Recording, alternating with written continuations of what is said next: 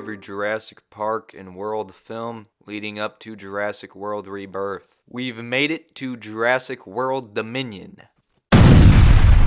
You know, you kind of would have thought, like, at this point, they would have got the whole sequel problem figured out and finally, like, had a sequel live up to its potential. But here I am with my long list of complaints. Okay, this is just one movie, and then Jurassic World Rebirth, and I'm done.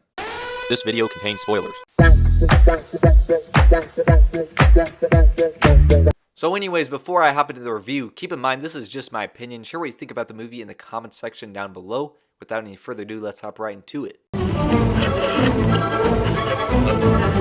So anyways, this movie follows Chris Pratt and Bryce Dallas Howard because they were in the previous movies, so obviously they gotta be in here. Not that they really have any important character development though. At least they are kind of in a little bit of a different phase of life though, because they're hiding the girl with them.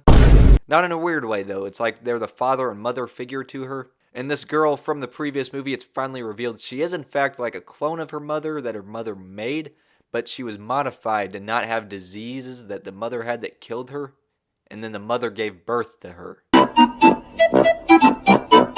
And then also there's this random lady that kind of comes at some point in the movie that winds up being part of the plot because she has an airplane. I mean, what better way to drive the plot forward? Now, my favorite thing about this movie is that it has Alan Grant, Ian Malcolm, and Ellie Sattler return. And it's not just for cameos, they actually are main characters in this movie. But the most important character that returns is Dodgson. Dodgson is in this movie. Come on guys, isn't that pretty amazing? Nobody cares. Also, Henry Wu is in this movie as well for some reason. He's a good guy though, even though he did sketchy stuff, he feels bad for it, so there's no reason to worry about him.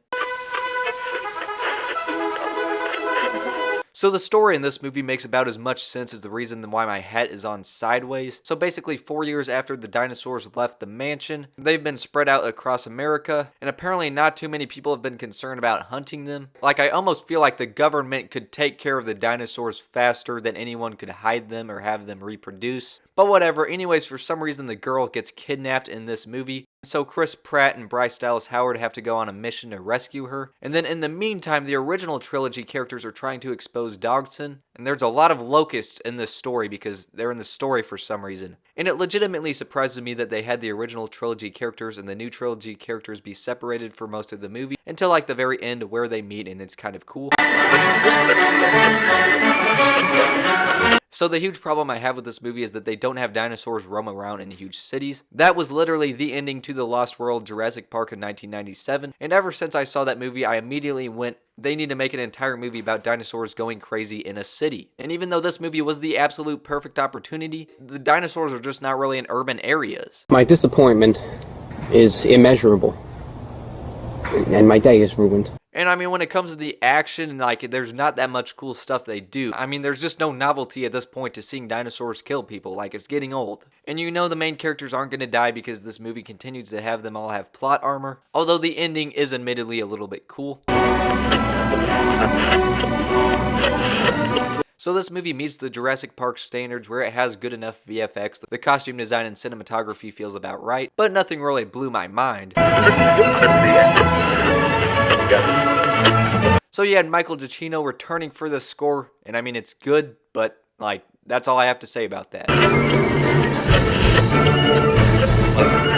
So at the end of the day, to be honest with you, in my opinion, this is the most entertaining movie since the original, just because you actually get all the original characters back together, and it's cool seeing them interact with each other and the new characters. But still, the story makes no sense. There's just so much wasted potential they did with the dinosaurs not attacking cities. And so overall, on the quality scale of 0 to 100, I'll give it a 72%. And if you're a fan of this franchise, you might want to check it out. Otherwise, I would not recommend it. Again, let me know in the comment section down below what you think about this movie. As always, thank you guys so much for tuning in, and I'll see you guys next time.